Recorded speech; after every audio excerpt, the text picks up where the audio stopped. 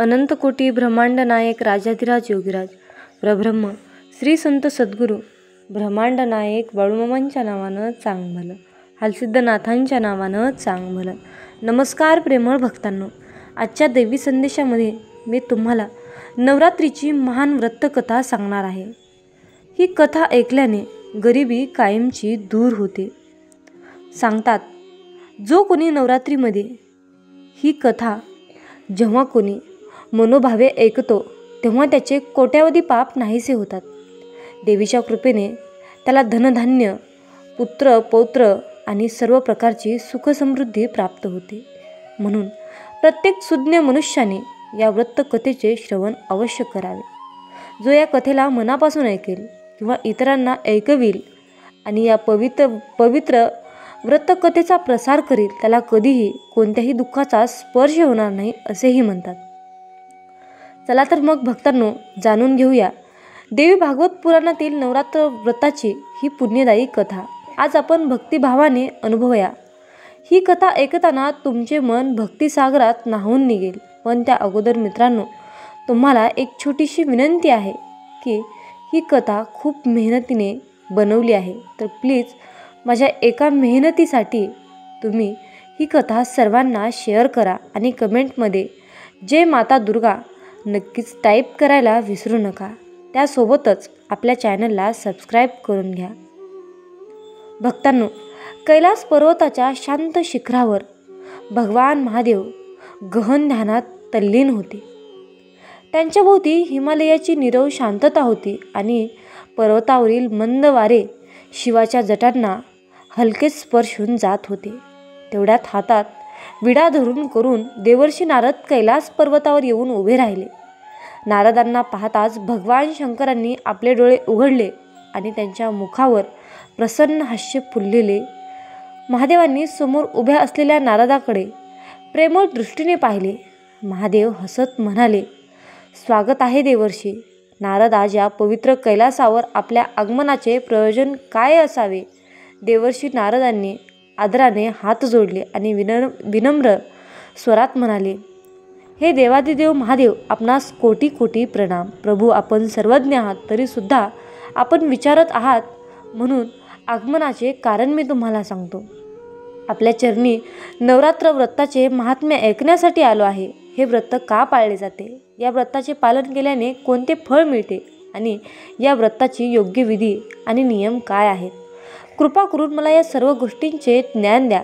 भगवान शिवांनी नारदाचे बोल ऐकून आनंदाने मस्तक हलवले. ते प्रेमळ आवाजात म्हणाले, नारद, तू अतिशय उत्तम प्रश्न विचारलास. तुझ्यामार्फत संपूर्ण जगताला या व्रताचे महात्म्य नक्कीच कळेल. नीट ऐक. आज मी तुला या व्रताची एक महान कथा सांगतो, जी ऐकल्याने तुझेच नव्हे तर सर्व श्रोत्यांचे कल्याण होईल. या कथेनंतर मी या व्रताची पूर्ण माहिती, विधी आणि नियमही तुला सांगणार आहे. देवर्षी नारद हात जोडून शांतपणे बसले. ते म्हणाले, हे प्रभू, मी ही कथा ध्यानपूर्वक ऐकेन आणि निश्चितच इतरांना याचा प्रचार करेन. नारदाच्या डोळ्यामध्ये उत्सुकतेची चमक होती. भगवान शिवांनी समोर बसलेल्या नारदाकडे पाहिले आणि नारदाचा चेहरा भक्ती आणि उत्सुकतेने उजळला होता. महादेवांनी मग आपल्या गंभीर पण मधुर स्वरात कथा सांगायला सुरुवात केली. पूर्वीच्या काळी कोसळ नावाच्या देशात सुशील नामक एक अत्यंत दीनदरिद्री वैश्य राहत होता. सुशीलचा परिवार फार मोठा होता. त्याला अनेक मुलंमुली होती, पण दुर्दैव असे की त्याच्याकडे धनाचा खूप तुतोडा होता. तो अत्यंत गरीब होता. त्याचे कुटुंब उपाशीपोटी दिवस काढत होते. सुशील अत्यंत नम्र व सदाचारी स्वभावाचा होता. स्वतः गरीब असला तरी तो धर्मपारायण, शांत आणि सचोटीचा होता. दररोज तो देवतांची पूजा करायचा, पितरांची भक्ती करायचा, आलेल्या प्रत्येक अतिथींचे आदरपूर्वक स्वागत करायचा. प्रथम त्यांना भोजन देई आणि मग उरलेल्या अन्नाचं स्वतः गुजारा करी. तो दिवसाचा बराच वेळ इतरांच्या शेतात किंवा बाजारात घालवायचा. लहान मोठी कामे करून कुटुंबासाठी अन्न मिळवायचा प्रयत्न करत असे. तरीही त्याच्या घरात अन्नाचा खूप कमी साठा होता. सुशील स्वतः उपाशी राहून आपल्या लेकरांचे पालनपोषण करण्याचा प्रयत्न करत होता. दिवसभर काहीच मिळाले नाही तर एखाद्या दिवशी रात्री थोडेफार अन्न मिळालंच तर ते प्रथम मुलांच्या तोंडी घालत असे आणि उरलेले थोडे अन्न घेऊन आपली सुक्षा भगवान असे, परंतु बहुवेळा संपूर्ण कुटुंब फक्त रात्रीचंच थोडंसं अन्न चाखत दिवसभर उपासात जात असे. मुलं भुकेने रडत व्याकुळ होत असत आणि एक बाप म्हणून सुशीलचं हृदय त्यांना अशा स्थितीत पाहून तुटून जात असे. एकदा असं घडलं की सुशीलच्या घरात एक अन्नाचा कणही शिल्लक नव्हता. लहानगी लेकरं भुकेने व्याकुळ होऊन ओरडत होती.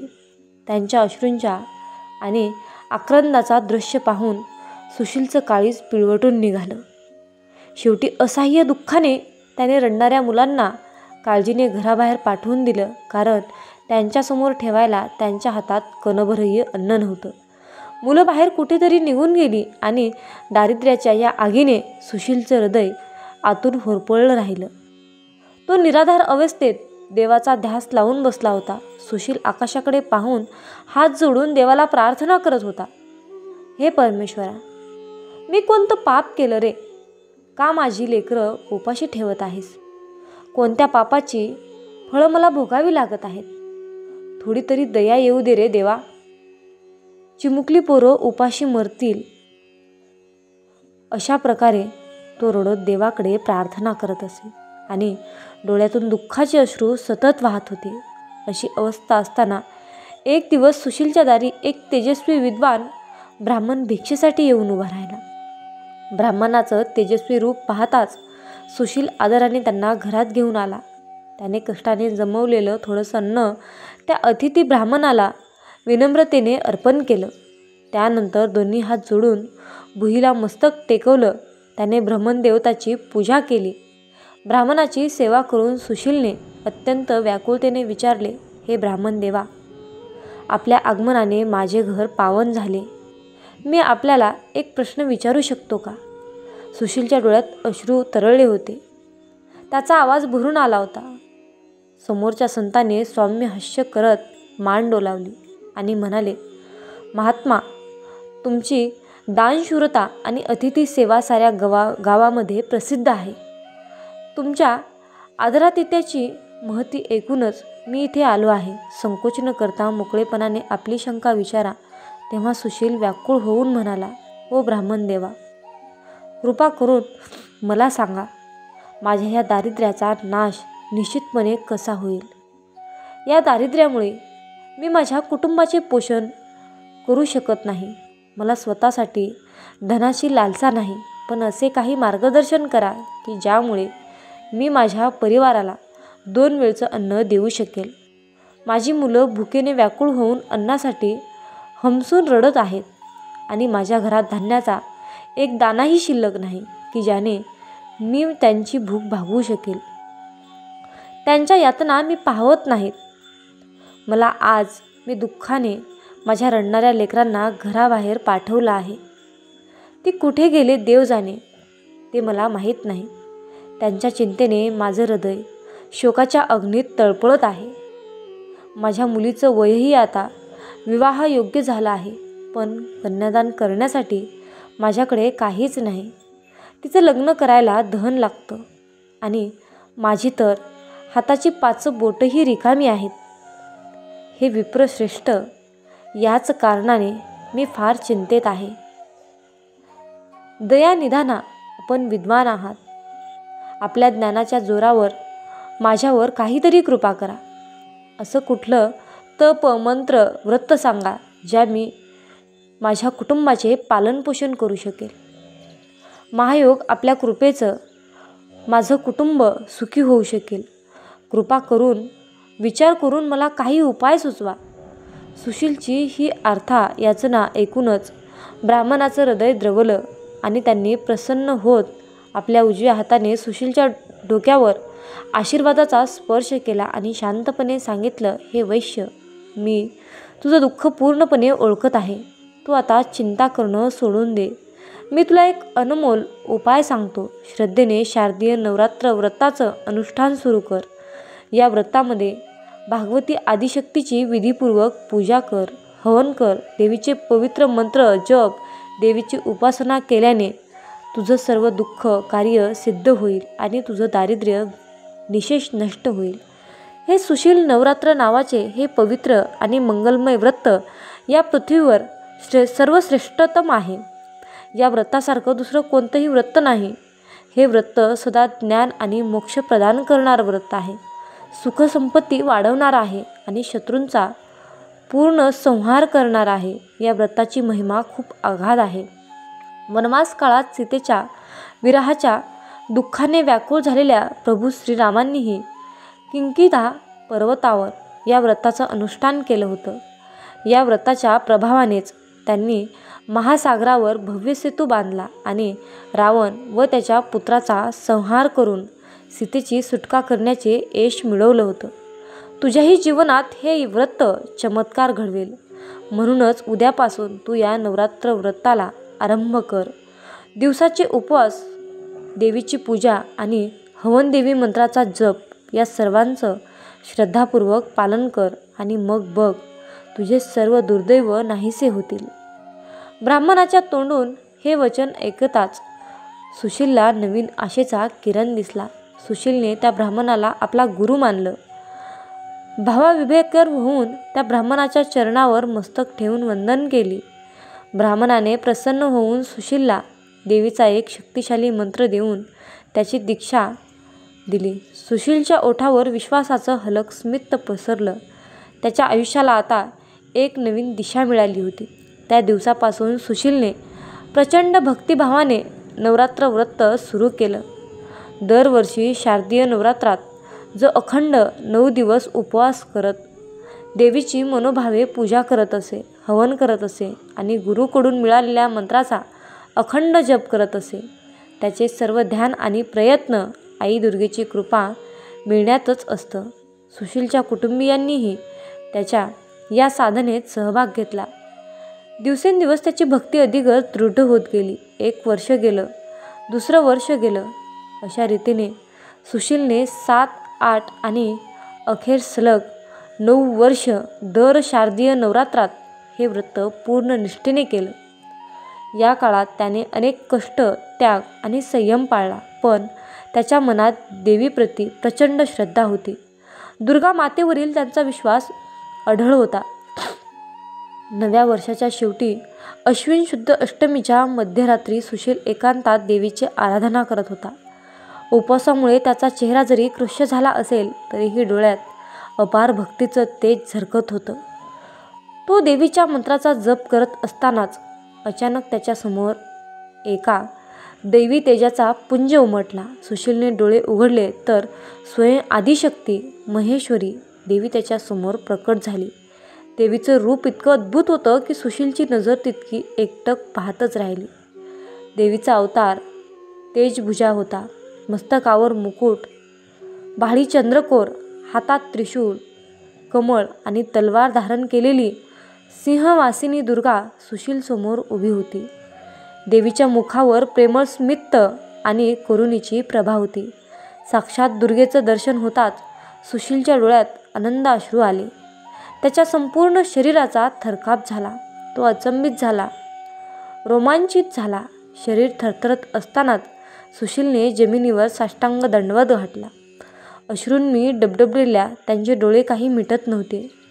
उरलेल्या शक्तीने सुशील म्हणाला, हे आई, हे जगत जननी, तुमच्या दर्शनाने आज माझं जीवन धन्य झालं. त्याचा कंठ दाटून आला. हृदय आनंद आणि भक्तीने भरून आलं. देवी पुढे सरसावली आणि तिने सुशीलला उठवलं. आई दुर्गाने आशीर्वादाचा हात सुशीलच्या डोक्यावर ठेवला आणि म्हणाली, तुझ्या परिवाराला आता कधीही अन्नाची कमतरता भासणार नाही. इतकंच नव्हे तर तू गरजूंची मदतही करू शकशील. एवढं ऐश्वर्य मी तुला प्रदान करते. मातेच्या कृपेने तुझं घर पूर्णपणे संपन्न होईल. आता आनंदाने आपलं आयुष्य व्यतीत कर आणि नेहमी माझ्या भक्तीत राहा. देवीचे वचन संपताच ती तेजस्वी मूर्ती हळूहळू अंतर्धात पावली. पृथ्वी तलावर जितकंही व्रत आणि दानधर्म आहेत यापैकी कुठलंच या नवरात्र व्रताची बरोबरी करू शकत नाही, कारण हे व्रत नेहमीच भक्तांना धनधान्य प्रदान करणारं असतं आणि सुख संतती वाढवतं, आयुष्य आरोग्य प्रदान करतं आणि शेवटी स्वर्ग आणि मोक्षही देतं. एवढी महान फळ या व्रताच्या अनुसाराने मिळतात. ज्याला विद्या, धन अथवा संतती हवी त्यांनी या सौभाग्यदायक आणि कल्याणकारी व्रताचं विधीपूर्वक अनुष्ठान करावं. हे व्रत करणाऱ्या भक्ताला हव्या त्या सर्व गोष्टी प्राप्त होतात. ज्याला विद्या हवी असेल तो या व्रताच्या प्रभावाने सर्व विद्या संपादन करू शकतो आणि जो राजा आपल्या राज्यापासून वंचित असेल तो पुन्हा हे व्रत करून आपलं हरवलेलं राज्य परत मिळवू शकतो. ज्यांनी गतजन्मी हे उत्तम व्रत केलं नाही असे लोक या जन्मी रोगी, दरिद्री, निसंतान राहतात. जी स्त्री बांज असेल, विधवा असेल किंवा धनहीन असेल तिच्या बाबतीत असं अनुमान करावं की तिने नक्कीच पूर्वजन्मी हे व्रत केलं नव्हतं. आणि ज्याने या जगतात सर्वश्रेष्ठ कल्याणमय भगवतीची उपासना केली नाही तो मनुष्य पृथ्वीवर सदैव अनेक प्रकारच्या दुःखांनी ग्रस्त राहतो, दरिद्री राहतो आणि शत्रूंनी पीडित राहतो. हे नारद भगवान शंकर पुढे म्हणाले, आता मी तुला या व्रताची नियमावली सांगतो, लक्षपूर्वक ऐक. नवरात्र व्रताचा आरंभ करताना भक्ताने पवित्र मनाने आणि दृढ निश्चयाने संकल्प करावा.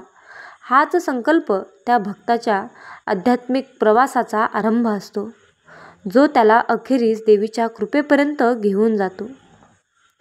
जेव्हा एखादा व्रती देवी दुर्गेची उपासना करण्याचा संकल्प करतो तेव्हा त्याने आपलं मन, आपलं शरीर शुद्ध ठेवावं. बाह्य शरीरभूतता अर्थात अंगाची स्वच्छता गरजेचीच आहे, पण मनाची आतली पवित्रताही तितकीच आवश्यक आहे. म्हणून व्रताचा आरंभ नेहमी शुद्ध संकल्पनाने करावा, ज्यात आपण स्वतःला देवीच्या चरणी समर्पित करण्याची प्रतिज्ञा करतो. या व्रताच्या काळात भोजनाचं विशेष लक्ष ठेवावं.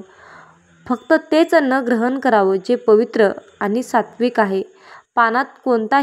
अन्नामध्ये कोणताही तामसिक पदार्थ उदाहरणार्थ मांसाहार, मासे, कांदा, लसूण नसावा.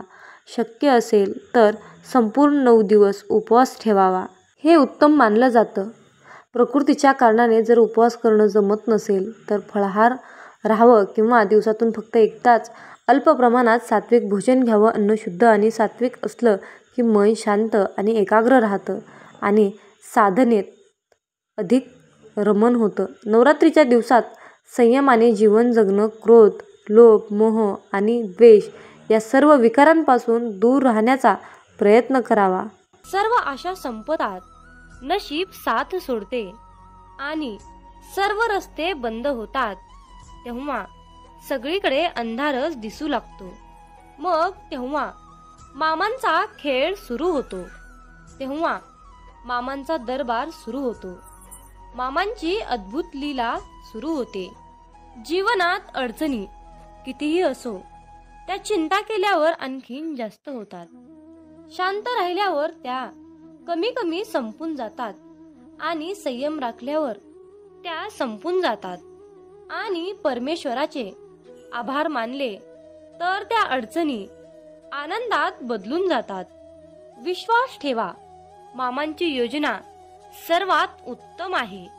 आयुष्यात कधी कधी कठीण प्रसंग असतात, त्यावेळी मामा शांतपणे तुमच्यासाठी काहीतरी करत असतात. मामा म्हणतात, माझ्या प्रिय बाळा, तुला ही संधी मिळेल, लगेच तू हिरमुसू नकोस, कारण आयुष्य हे खूप सुंदर आहे. अरे, तुझ्यावर प्रेम करणारे कितीतरी लोक आहेत. तुझ्यासाठी हात जोडणारे कितीतरी हात आहेत. अरे, मग असंच आपल्यासाठीही थोडंसं हसून बघ. म्हणून बाळा, आयुष्य हे खूप सुंदर आहे रे. फक्त तू खचू नकोस. उठ आणि डोळे उघडून पहा जरा जगाकडे. प्रत्येकाच्या आयुष्यात काहीतरी चालू असतेच. थोडे नाही म्हणून उगाच कुडत बसू नकोस. आयुष्य खूप सुंदर आहे, फक्त तू खचू नकोस. जर का सामर्थ्य हातात आहे, मग ते स्वप्नात डोळ्यात घेऊन चल. परिस्थितीशी भिडून छाती 2 हात पुढे करून चल. विजय तुझाच असेल तेव्हा मागे वळून बघू नकोस. आयुष्य खूप सुंदर आहे, फक्त तू खचू नकोस. कोणी तुमच्याबद्दल वाईट विचार करत असेल तर तो त्यांच्या कर्माचा भाग आहे. पण तुम्ही कुणाबद्दल वाईट विचार करून स्वतःचं कर्म आणि वेळ खराब करू नका. जो इतरांना संपवण्याची तयारी करतो तो स्वतःला वाचवण्यात कमी पडतो, आणि जो दुसऱ्यांना वाचविण्यासाठी प्रामाणिक प्रयत्न करतो तो स्वतः कधीच संपत नाही. ही नियती आहे. माणसाला दुसऱ्याची वाट लावता लावता स्वतःची वाट कधी लागून जाते हे कळत सुद्धा नाही. म्हणून दुसऱ्यांची वाट लावण्यापेक्षा स्वतः चांगल्या वाटेला लागा. कोणाची वाट लावण्यापेक्षा वाट दाखवण्याचे कार्य करा. माणसाचा दर्जा हा त्याच्या जातीवरून किंवा धर्मावरून ठरत नसतो, तर तो फक्त त्याच्या विचारावरून ठरत असतो. धर्म कोणताही असो, फक्त चांगला माणूस बना. कारण शेवटी हिशोब हा कर्माचाच होतो, धर्माचा नाही. आपले अंतःकरण जोपर्यंत शुद्ध आहे तोपर्यंत या विश्वातील कोणत्याही गोष्टीची भीती बाळगण्याची गरज नाही. फक्त नीतिमत्ता साफ ठेवा. परमेश्वर तुम्हाला काटाही टोचू देणार नाही. पहाटे उठावे आणि भगवंताची मूर्ती डोळ्यासमोर आणून प्रार्थना करावी, आणि तुझे जिथे विस्मरण होते तिथे मला जागृत करत जावे. नाही मला आता तुझ्याशिवाय आसरा असे म्हणून नमस्कार करावा. मनुष्य कसाही असला तरीही त्याला भगवंताच्या स्मरणातच समाधान मिळेल. जीवनात तुम्हाला यश हवे असेल तर संकटांनाही सामोरं जावंच लागेल. हळवं मन घेऊन या जगामध्ये फिरू नका, कारण त्याला ओरबडणारे हजारो भेटत असतात. मामा म्हणतात, थोडंसं व्यावहारिक राहायला शिका, कारण आपल्या भावनांचा खून करून काही लोक असुरी मजा लुटतात.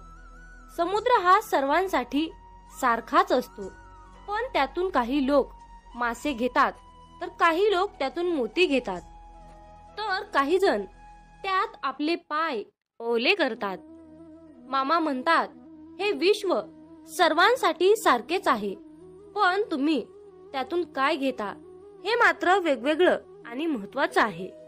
जिथे सर्व आशा संपतात, नशीब साथ सोडते, सर्व रस्ते बंद होतात आणि सर्वत्रच अंधारच अंधार दिसू लागतो, तेव्हा त्यावेळी मामांचा खेळ सुरू होतो. मामांचा दरबार सुरू होतो. मामांची अद्भुत लीला सुरू होते. म्हणून मामा नेहमी आपल्या भक्ताला सांगतात, माझ्या बाळा तू भिवू नकोस, मी सदैव सावलीसारखा तुझ्या पाठीशी उभा आहे. तुमचा बाळूमामांच्या या शक्तीवर विश्वास असल्यास आत्ताच आपला हा संदेश शेअर करा आणि आपल्या चॅनलला सबस्क्राईब करून कमेंट बॉक्समध्ये मेंढी माऊली मी तुझं बाळ आहे आणि माझा पूर्णपणे तुझ्यावर विश्वास आहे असे टाईप करा. भाग्यवंत ठराल. मामा म्हणतात, स्वतःच्या कर्मावर आणि प्रामाणिकपणावर इतका विश्वास ठेवा की योग्य वेळ आल्यानंतर मी तुम्हाला इतकं काही देईन की मागायलाही काही उरणार नाही. पहाटे उठावे आणि बाळूमामांची मूर्ती डोळ्यासमोर आणून प्रार्थना करावी. हे परमेश्वरा, तुझे जिथे विस्मरण होते तिथे मला जागृत करीत जावे.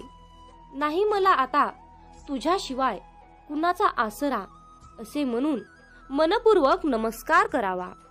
मनुष्य कसाही असला तरीही त्याला भगवंताच्या स्मरणात समाधान खात्रीने मिळेल. जीवनात अडचणी कितीही असो चिंता केल्यावर त्या आणखीन जास्त वाढतात.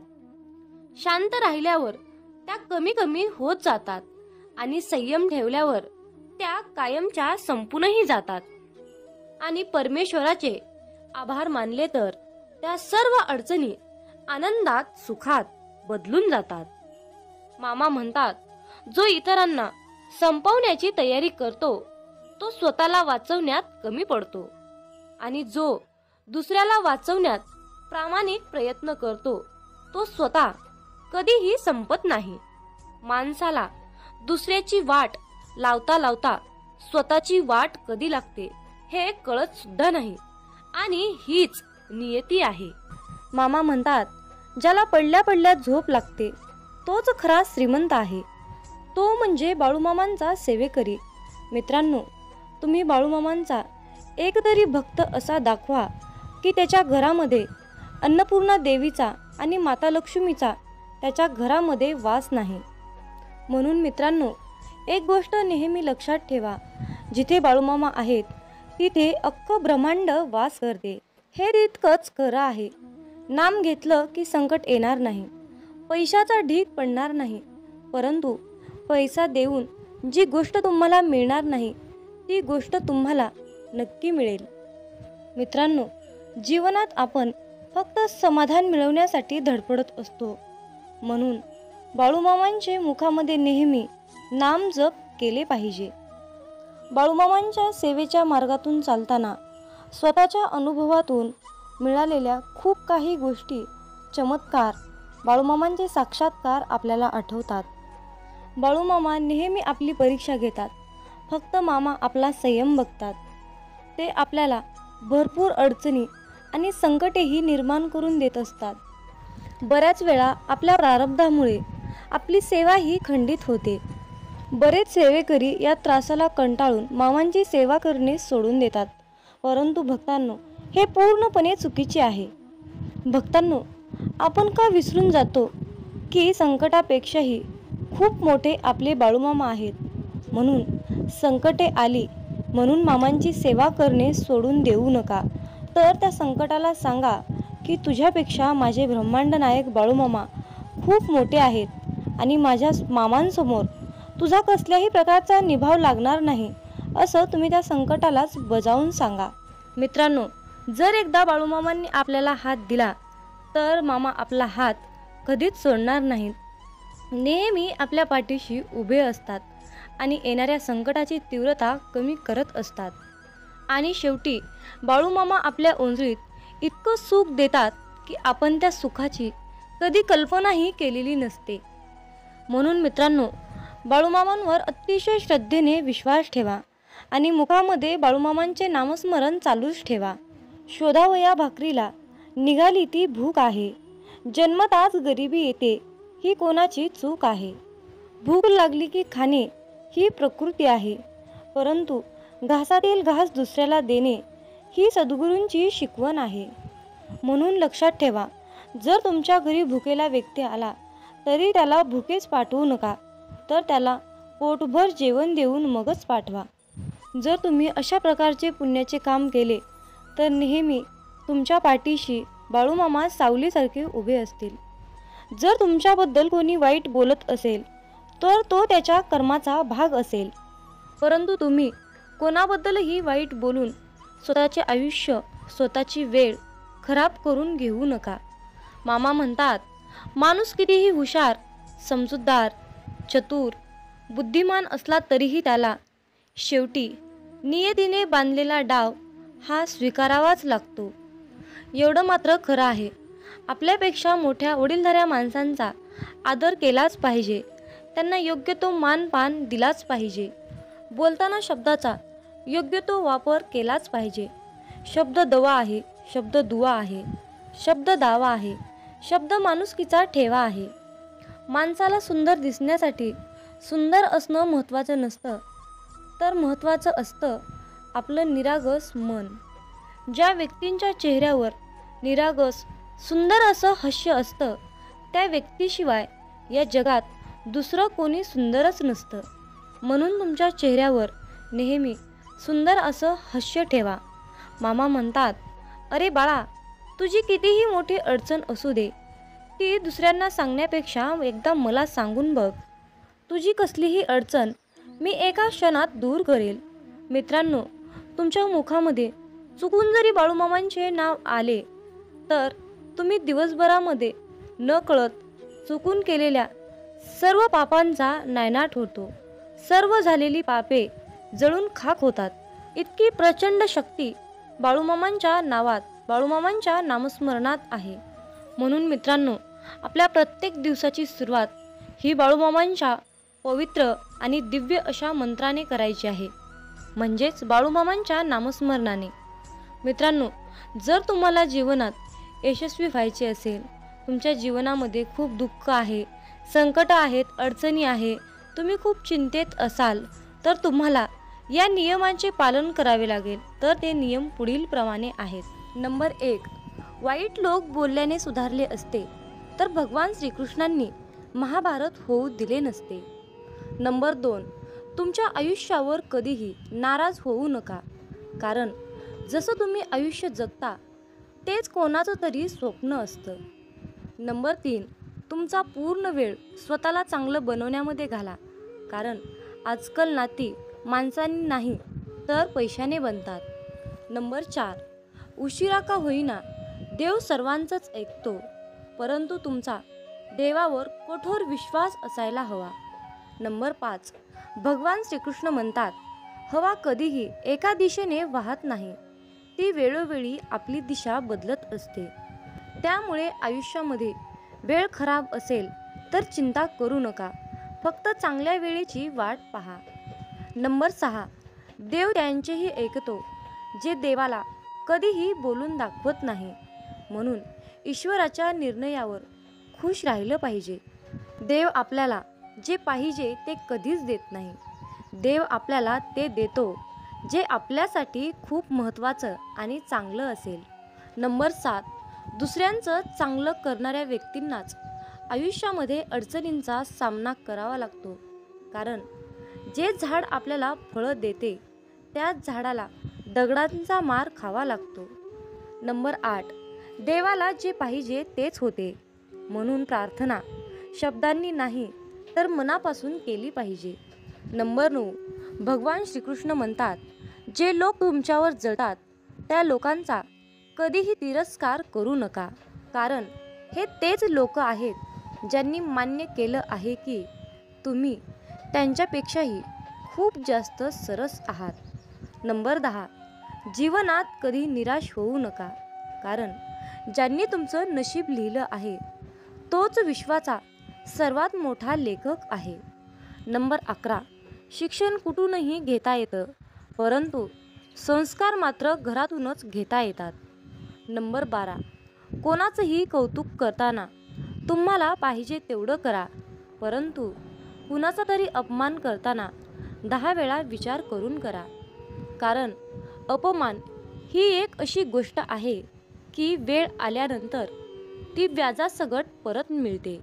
नंबर 13, पैसा तुम्हाला आणखीन एक गोष्ट सांगतो. पैसा म्हणतो, भलेही मी तुमच्यासोबत वरती येणार नाही, परंतु जोपर्यंत तुम्ही खाली आहात तोपर्यंत मी तुम्हाला कमीपणा येऊ देणार नाही.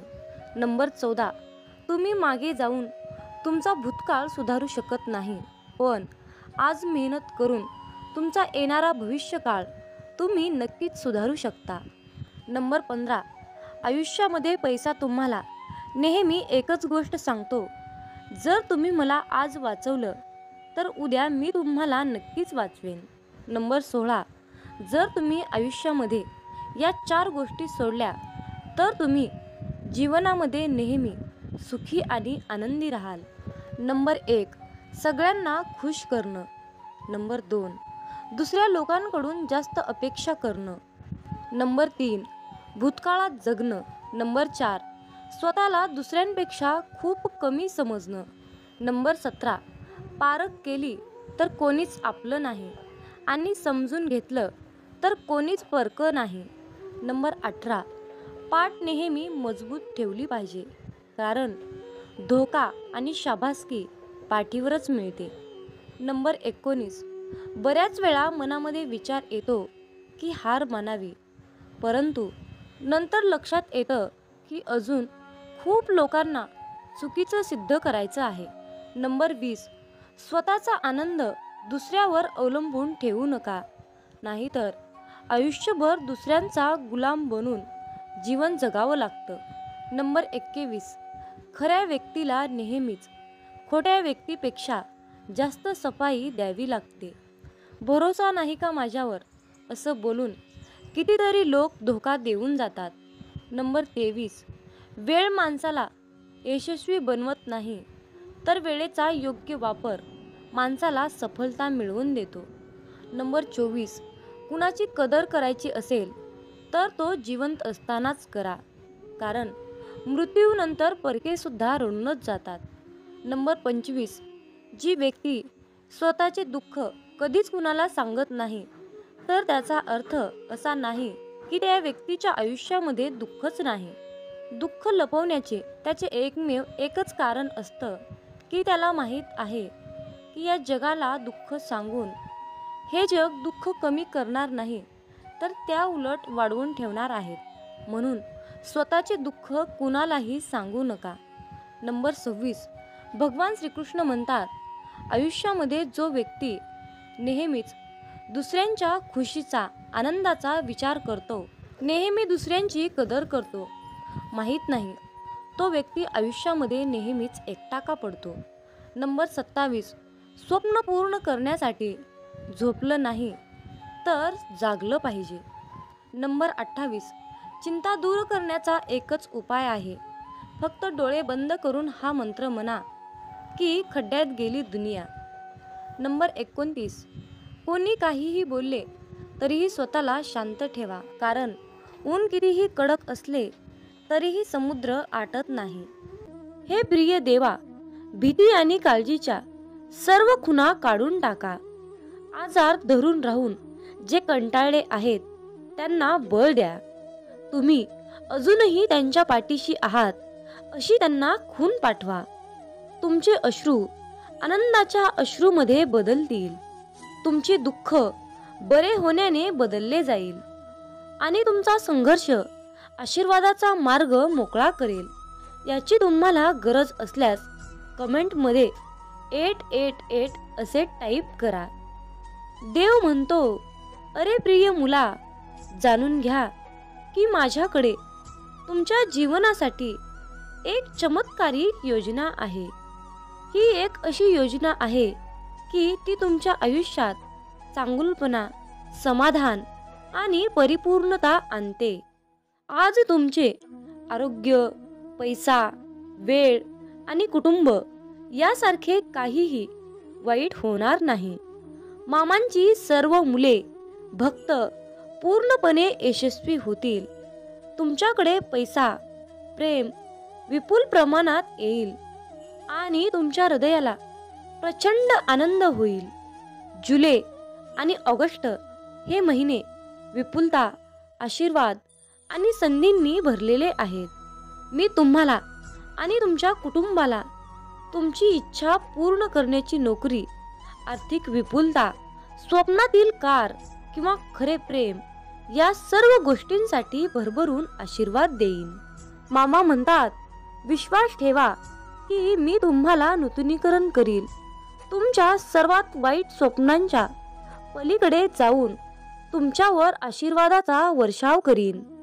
प्रिय मुला, जर का तुम्ही हा संदेश शेवटपर्यंत ऐकला तर तुम्हाला आणि तुमच्या कुटुंबाला शाश्वत आरोग्य, आनंद, आर्थिक आणि शांती लाभेल.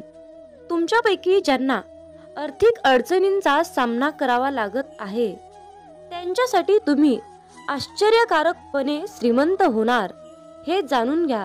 पैसा तुमच्याकडे सहजतेने येईल.